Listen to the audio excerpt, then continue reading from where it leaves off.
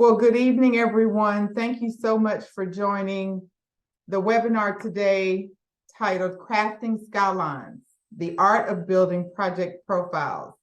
My name is Vernetta Mitchell. I am the Economic Inclusion Champion with TRS&I Group, and we thank you again so much for participating today. This workshop is being recorded, so at a later time, if you need to go back and get some highlights or go back and review what was already stated, because it's going to be a lot today, please feel free to review the video again, and we'll make sure that you receive the video.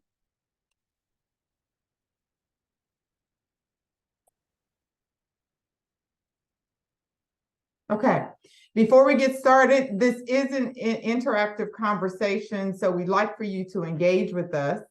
You can submit your questions in the Q&A, or you can use the raise your hand or raise the hand icon to ask your question, and we will pull you over to allow you to speak with us. And then you can also put your questions in the chat as well. So if you have a question as we go, please make sure to use any of these methods to ask us your question. We want to make sure that you gain what it is that you need to gain from this webinar today. So I want to talk a little bit about MEG, CBRE, Brownstone, and TRS&I. This workshop is being provided by the project management team that is overseeing the Guilford County Schools $1.7 billion bond that was awarded earlier this year. And so we're extremely excited to be a part of that team. TRS&I's role with that is minority and women-owned business inclusion, making sure that firms have the opportunity to compete, provide business development workshops like the one today, to help prepare you to bid on different projects with Guilford County Schools. And we are just very excited to be a part of this huge initiative in Guilford County. Of course, what you learn here today can be utilized across any of the projects that you work on, and also just to continue to develop your business as you continue to grow. Tell you a little bit about myself as the presenter today. Like I said, my name is Vernetta Mitchell. I am a certified contract compliance administrator. In the 26 years that I have been had the pleasure of working in this space, I've done quite a bit of work in different aspects. So I've worked in construction, I've created pre-qualification applications, evaluated those pre-qualification applications, the alphabet soup of supplier diversity, firms, worked with all types of firms in the North Carolina, South Carolina, and across the country, minority, women, small, disadvantaged, hub. So you name the alphabet soup, I have worked with firms in that space. I also have conducted disparity and economic impact research as well, and also worked with policy research and development. And I do see the president of TRS&I has joined us. Good afternoon, Rochelle. Good afternoon. Thank you, and welcome everyone to another business development opportunity. Thank you, Vernetta. All right, thank you. In addition to my extensive experience working in business development and economic research, I currently chair the Charlotte Business Inclusion Advisory Committee. I am also a board member of the American Contract Compliance Association, and have served as past president and vice president for the North Carolina MWBE Coordinators Network. So business inclusion, contract compliance has been most of my adult life. And so I really enjoy doing this work, and happy to be here today presenting this presentation to you. All right, so let's talk about the objectives of what we want to learn today. So there are 4 major objectives that we're going to review today. One is we want to define project profiles, and more importantly, why are they beneficial to business growth? And while we go through this, I would like for you to put in the chat why you think project profiles would be beneficial to your business growth, and we'll answer those as we get closer to the end. But go ahead and start putting in the chat why you think project profiles are beneficial to your business growth. We will also understand the difference between a project profile and a corporate or company profile. And I know they kind of sound very similar, but we're going to talk about those distinct differences in a few minutes. We will also learn and spend the majority of our time this evening discussing what type of content you should actually include in your project profile and when to use your project profiles. And then lastly, identify some creative resources to use to help build your project profile. Over the years, talking with different businesses, one thing that we learned to be true is that businesses are good at what they do, but when they have to create some content or they have to respond to an RFP and write a package, or they have to tell someone about their company, sometimes, the words just do not come out right. So we're going to talk about some creative resources that you can use to help find the right words that accurately describe the work that you have done in your projects. Okay. So let's talk about this. What is a project profile, and what's the difference between a project profile and a company profile? So as you see here, and we'll share the presentation as well, a company profile is a comprehensive document that provides detailed information about your business, how long you've been in business, what certifications do you have in your business, when did you start your business, the particular services that you provide in your business. And that profile, and oftentimes it is shortened into a one-page capability statement. And if you notice, the capability statement really just focuses on your business itself. And that company profile is used when you are meeting someone, a potential client, or to provide to stakeholders so that they understand your business and what you do. A project profile, on the other hand, serves as a concise and comprehensive document that provides an overview of a specific project. And we'll talk more about why that's so important. But the content of the profile varies based on the project, and sometimes it could vary based on the intended audience that you want to provide this profile to. But we really suggest that you create a template for your project profiles and really stick to that template. Once you collect a lot of those profiles over time, you can kind of really pull a profile and then provide that profile to your intended client. So I've asked you to put in the chat what some of the benefits that you believe that you would receive from having a project profile. And no one has any thoughts about that, so we'll talk about that here. Again, a project profile provides a concise account of experience. Many times, and you may have also experienced this as well, the first thing that a potential client will ask you is, what's your experience, right? So a project profile will provide that concise account of what your experience is by talking through and demonstrating what you have done and what services you have provided on a particular project. It also accounts for a historical record of your projects. Again, you always want to keep track and have a write-up of some sort of the work that you have done. And at any given point in time, if one day you're providing contract compliance and the next day you're providing outreach and engagement, and then you have a client that wants just outreach and engagement, you can pull that historical record of that project of outreach and engagement and provide to that client. So keeping a historical record of the projects that you have done, you also keep a database, if you will, of available projects that you can provide. You can also use it for marketing.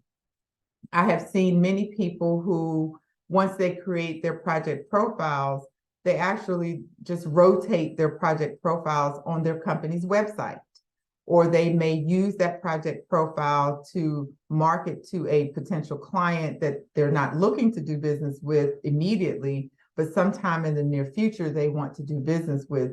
So it can also be used for marketing as well. And then, as we talked about, it demonstrates your experience and your qualification in the line of work that you do. I want to say that I think it's very important to also understand that project profiles are not just for construction. Any line of work should actually have project profiles. Although TRS&I work in the construction space or in the construction industry, our project profiles are very different from someone who is a carpenter or an electrician or a roofer. Our project profile really talks about our accomplishments and our experience and qualifications to do outreach and engagement, contract compliance, reporting, if you will. So project profiles can be used across any type of industry, and the content that we'll discuss today is the same across any of them.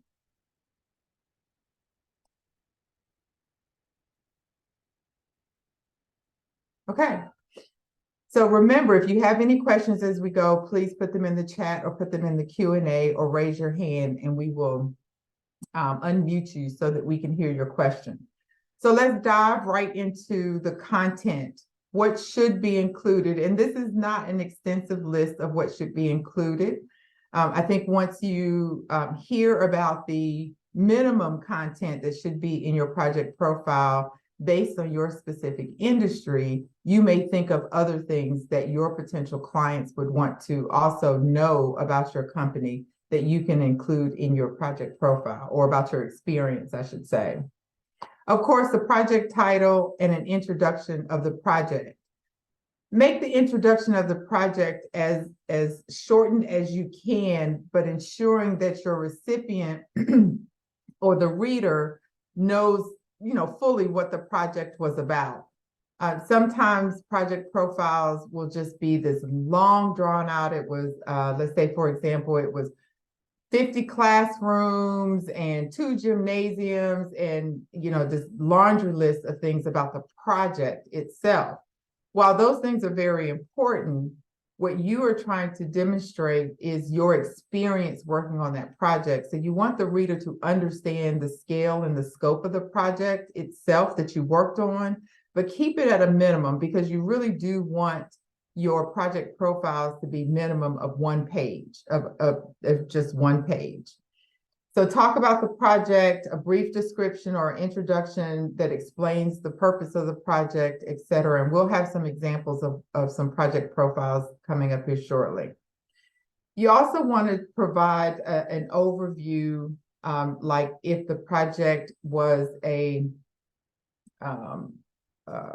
let's say it was a school, or it was the new wiring of a building, whatever that scope is, just a brief overview detailing the scope and that you actually perform. The next step is to provide the scope of work that you perform.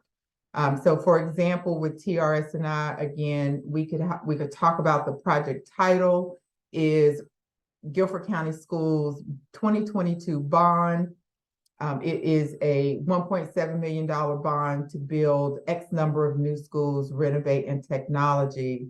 And then the project overview would be, as part of that project, contract compliance, MWBE outreach is a component of that project. And then the work that we perform specifically talks about TRS&I conducted 22 business development workshops for minority and women-owned hub firms as they learn how to engage with the construction projects that are happening. TRS&I also ensured that, 3,000 MWBE firms were contacted to understand that a new bid is coming up, or there's an opportunity for maintenance services that is going to be bidding in a couple of days. So those are some of the specifics. Although the project calls for outreach and engagement and make sure that MWBE firms are included, our specific scope of work talks about what we did to actually meet that objective of the overall project. The project location is also important, especially if you're looking to work more regional, not just in a particular city or county, but let's say you want to work across the state of North Carolina. If you are a regional business that works across different counties and cities and even states, you'll know that some of the nuances of business culture or procurement laws or procurement rules are different. So the project location is very important as well, because it demonstrates that you have experience working in different areas where there may be different rules and regulations.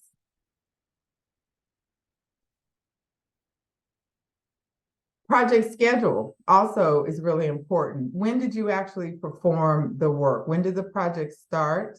When was the project completed? And where did you fit into that schedule? Also talk about whether or not you met the time frame that was provided to you to perform and execute your services, or if you exceeded that time frame due to a hurricane.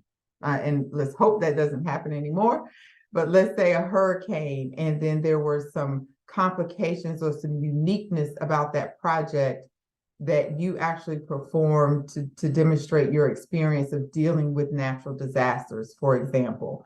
Also include key milestones. If you had 3 weeks to finish a particular scope of work, the typical time or the traditional time that it takes to complete that scope of work is 6 weeks.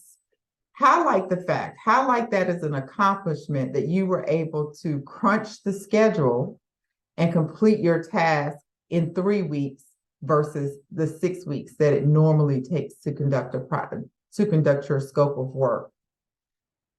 Project value.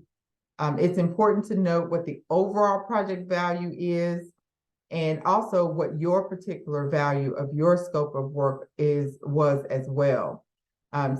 A lot of people don't like to say what their contract amounts were, but it's extremely important that a client understands, or a potential client understands, where is the scale. If I'm looking at 3 of your last projects, where's the scale of work or the level of work that you actually are most comfortable working in? Or is it time for us to really give you an opportunity to be awarded a contract that is greater than the value that you had before, just because of your experience? And your project profile will allow you a lot of information about your experience and qualifications that someone would be willing to take that risk to increase your contract value. To the left of the screen is just a screenshot of a generic project profile, and what you see, pictures say 1,000 words or speak 1,000 words, however that saying goes, right? So take pictures of your projects. If you're allowed, in some projects you may not be able to take pictures, just depending on where they are, but take pictures of your actual work performed, the end product. So if you are a furniture installer, take pictures of the actual completion of installing that furniture and what it looked like at the end of the day. If you do not have pictures, in the case of TRS&I, we have some pictures of our outreach and engagement, but is it more important for us to take pictures of the final project or a rendering of the project for the overall project that we worked on? So that's something that you have to make a decision on based on the types of services that you provide and what industry you're in. But if you can actually take pictures of the physical work that you completed, that will be very well received by your potential client that you're working with.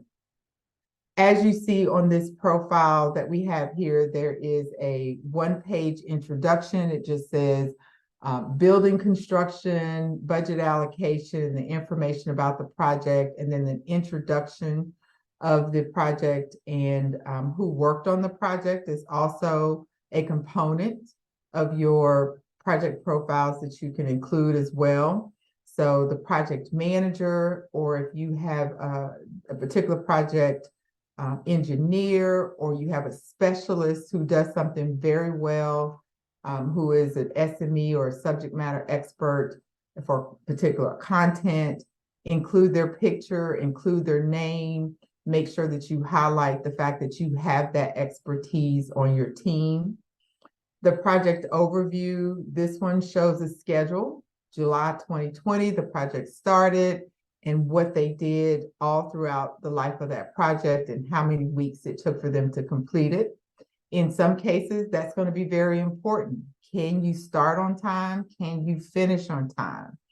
If you work in construction, you know that the schedule can sometimes it can fluctuate based on so many different elements.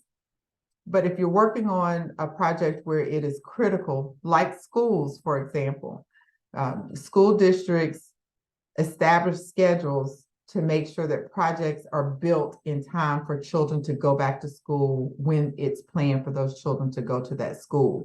So there are a lot of critical elements that need to be done. Showing a schedule or demonstrating a schedule in which you were able to meet that timeline, because we know that critical path must be by, when the school starts, August of 2024 or August of 2025, children must get back into that school. So if that is an important element that you need to be able to demonstrate, then include that in your project profile as well. And this one just talks a little bit about the budget.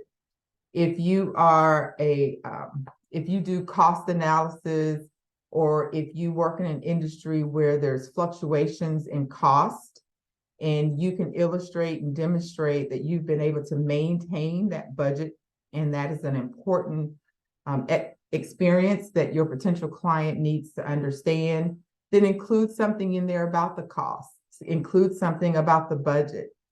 Talk about the fact that there was let's see, think of an example here. There is an Italian towel that you need to buy, and the lead time for that towel to arrive is 20 weeks. And it would have cost, $5,000 in shipping for that towel to arrive, for you to buy that towel and for it to be shipped. But you thought of a cost saving measure to only pay $3,000 for that tile, but it still arrives within that 20 weeks or sooner. So if there's uniqueness about projects that you've worked on, think about those uniqueness. And really nothing's off the table if it's outside of the usual, then make sure that you highlight those as your experience and your qualification of being able to get the project done. Okay, I'm gonna pause here for a second. I see some comments in the Q&A. Okay, I'm not able to use the can assist my, so we have some comments about the benefits. Project profile can assist my business development and show a clear and concise list of projects and services. That's very good. Thank you, Kathy. Absolutely.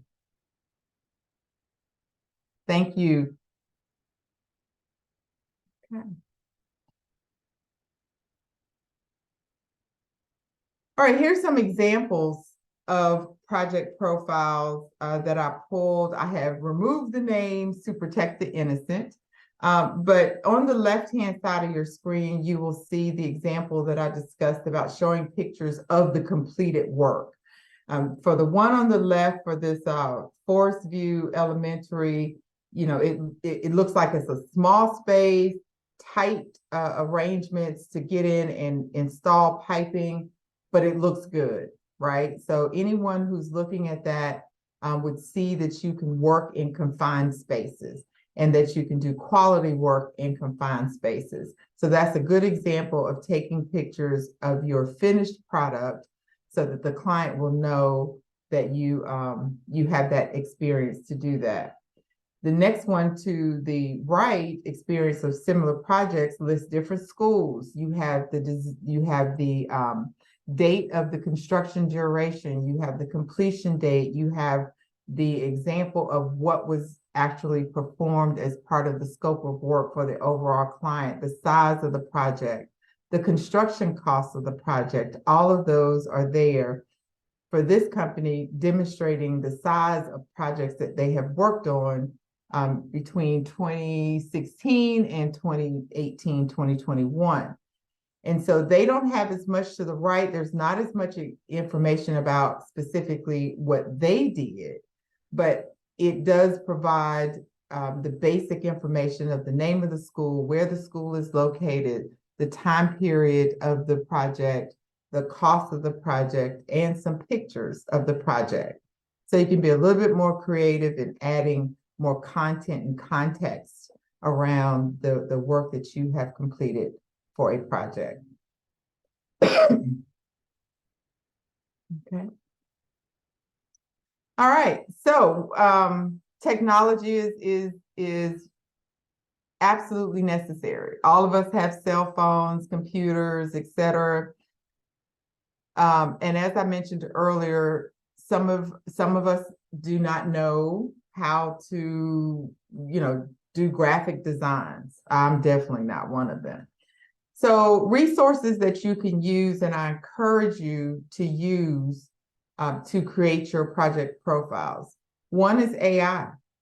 So as you're building out your content of what services you actually provided, use an AI tool to actually help you wordsmith that, making sure that you're using some descriptive adjectives to really highlight the work that you've done. ChatGPT, Jasper AI, there are a couple other different AI tools that are out there. Use those, write up what you know, how you want to write it, copy it, paste it into the search function. And both of these tools do a great job of just wordsmithing and making it sound nice and professional. And then you just copy that and paste it into your project profile. Fiverr, and I am not getting any type of incentives for recommending these companies or these softwares. So just want to put that disclaimer out there as well. But there are things that we have used before that have proven to be very successful.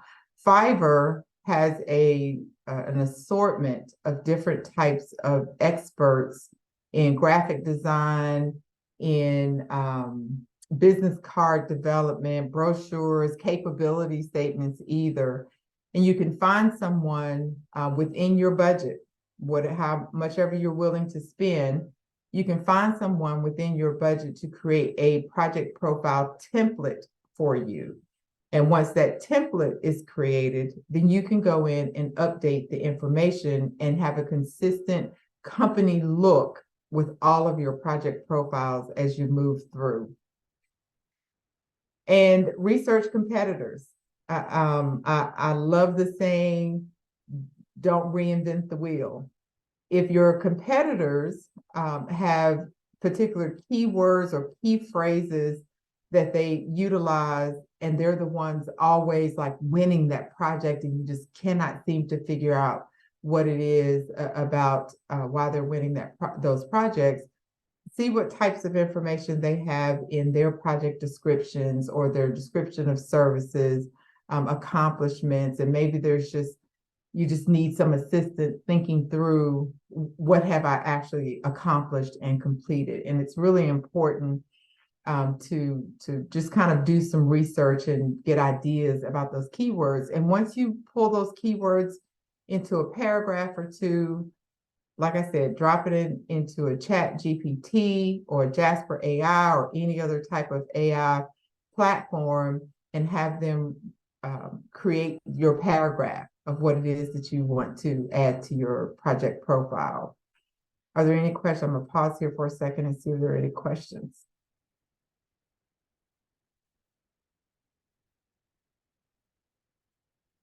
Okay. All righty. And so this is a very easy workshop, a very quick workshop to go through the importance of project profiles, how to utilize project profiles, what needs to be included in your project profiles. And I hope that everyone will begin building their project profiles here very soon. They don't take a lot of time, but it does take some time to possibly identify or locate those pictures that you took on your cell phone so that you can drop them into a profile. Try to make sure that your profiles are unique to each project. And so instead of creating 4 project profiles for the same project, make sure that you have 1 per project, whatever project that is. And like I said, profiles can be utilized across all industries. Ensure that you highlight the key elements of the work that you perform. The purpose of the profile is to highlight your expertise in what you have done and what work that you do and your accomplishments that you have accomplished during your time in business. So make sure to be very concise. Have someone review your project profiles before you submit them to a client, someone who is either in the industry or someone who is not in the industry but is a trusted advisor. Have them read it and say, if I gave you this, does it illustrate that I have expertise and am qualified to do the line of work that you're reading about? So always use those resources to help you out. In the construction industry, I know that for construction managers at risk type of projects where pre-qualification applications are required, project profiles is one of the things that they always ask for. Tell us about the last 3 projects that you've completed. Ah, I got it. Pull your 3 project profiles, submit it with your pre-qual application. In requests for proposals for contract compliance services or requests for proposals to provide IT services, they'll always want to know last 3, last 5 projects that you've completed. Got my project profiles, pull them out of your folders and attach them, and you have them right there that are equal to or equivalent to the projects that you're bidding on. So as you're going through your company's Rolodex, if you will, and I know that's old school, I am up there, I remember Rolodexes. As you go through your company Rolodex of projects that you have worked on, start with your most recent projects that you've recently completed, and then work your way backwards 5 years. And if you find that there's a project specific that is not within that 5-year period, but you still have that expertise, you will already have everything you need to immediately and quickly create a new project profile for that project to meet the experience that the client is looking for. Any questions? Yes, the slides will be shared, Brian, as well as the recording. All right. Any other questions? Okay. Hey, Bernetta, can you talk about the difference between a project profile and capability statements? Yes, I will. Let me go back to that one. I sure can. So the capability statement or your company profile focuses on the company.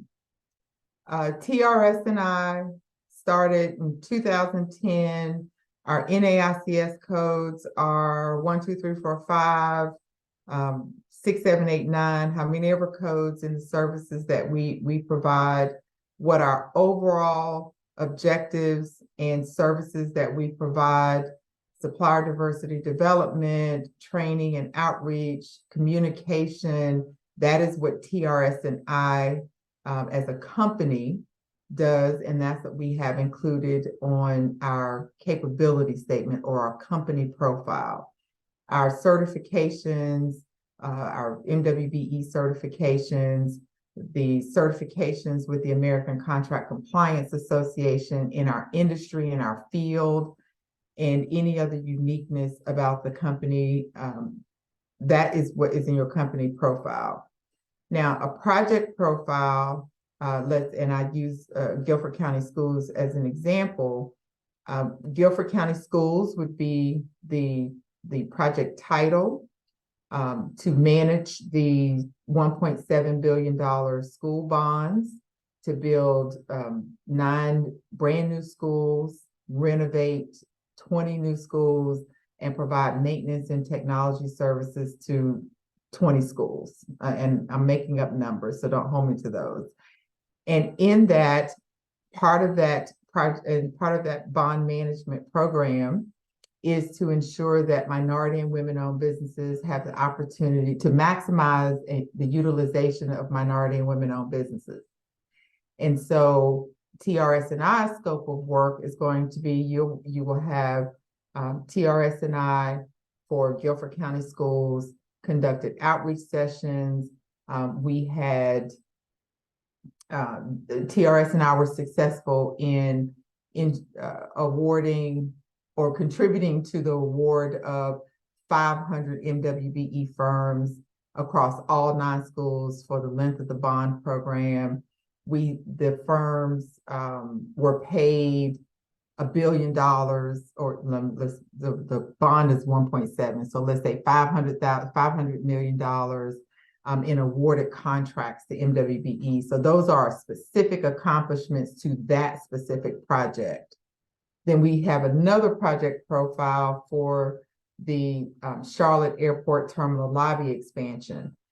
So that project was a $500 million project, 5-year length and time. Part of that scope of work, in addition to expanding the terminal lobby, the baggage claim area, there is Charlotte Business Inclusion, MWSBE, participation and utilization. So now what did TRS&I accomplish? 92 MWSBE firms worked on the project, $29 million spent with MWBE firms. We grew businesses 15% above the average working on that project. We expanded the number of packages that were available for MWBE firms, breaking those packages down to make sure that firms had that first tier opportunity to work on those projects. So that is the difference between the two. One talks specifically about TRS&I as a company and the capability statement and corporate profile or company profile, and the project profile specifically talk about the projects and the accomplishments that TRS&I had in those 2 projects that I just gave examples of. Does that answer your question, Will? Absolutely, thank you. Okay. Any other questions? All righty. Let me go back to the last slide. We will share this again. We will share the recording as well as the PowerPoint for future reference. Okay. The last slide, and I think I just saw Will put this information in the chat as well. Our next workshop or business development that we have coming up is the OSHA 10 class.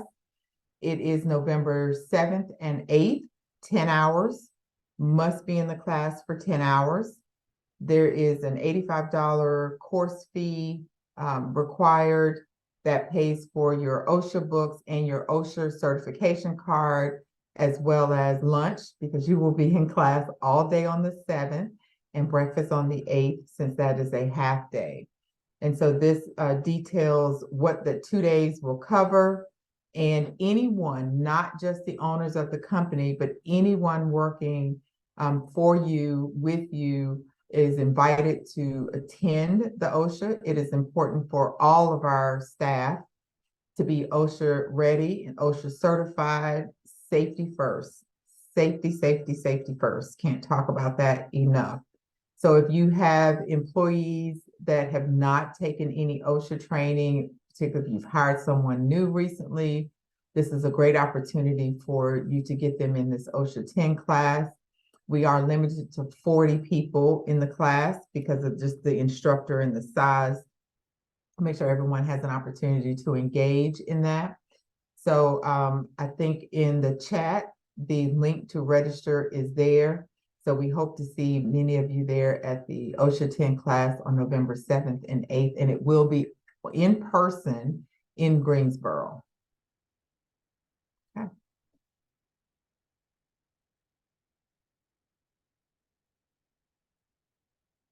Please drop the info in the, okay. Kathy is having problem, Will, with the chat. Would you drop the information about the OSHA class in the Q&A as well? Okay, got it. Okay, will do. Thank you, Kathy. And we'll apologize for that, but we will get you that information. Okay. We will give it a few minutes so that Will can drop the information in the Q&A about the OSHA class. Again, we thank you very much for attending today. If you have any questions, don't hesitate to reach out to us. And we are really excited about this, the project with Guilford County Schools. And we are looking forward to hopefully engaging many of you with an opportunity to bid on a multitude of opportunities that are coming forth.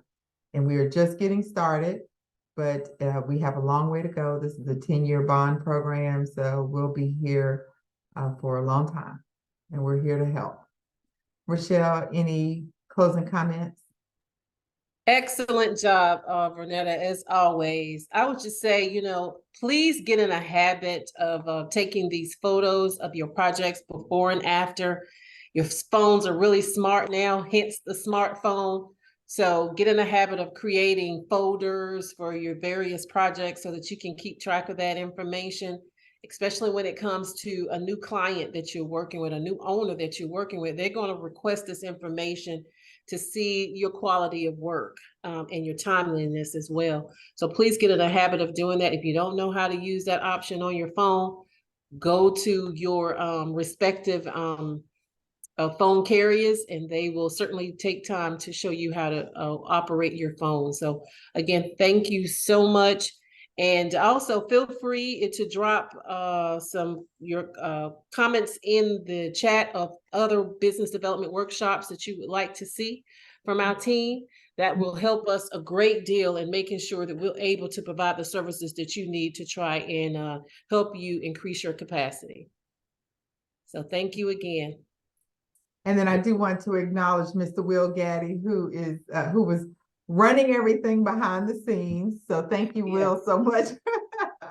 Thank you, Will. Thank you. I do also want to add, if you don't have a project portfolio link on your website, you may also want to consider adding that as well, because potential clients will also look there to see what kind of projects you've done in the past too. So just talk to your web developer or whoever handles your website and see if you can add all of the information that you put together for your project profiles on your website as well. That's a great point. Thank you, Will. I see Monty's on the phone, who is our project lead for Guilford County Schools Endeavor. Monty, would you like to comment? Will, can you bring Monty over? There he is. Yeah, there you go, Monty.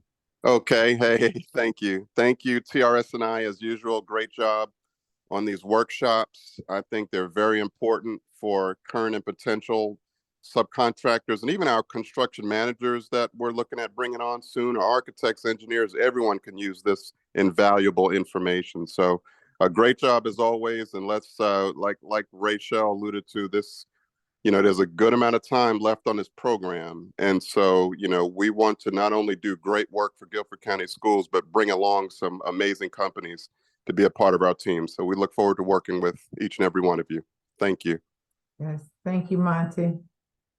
And Terry Proctor asked if the OSHA training will be offered again. Let's see. Yes, so we have it on November 7th and 8th, but we will have other OSHA 10 workshops or training sessions in the near future as well. Absolutely. Thank you for that question. All right, ladies and gentlemen, that concludes the crafting Skylines, crafting your project profiles or building project profiles. We thank you for being here this afternoon, and please, again, continue to reach out to us, and best of wishes to all of you. Thank you. Have a good evening. Thank you. Bye-bye.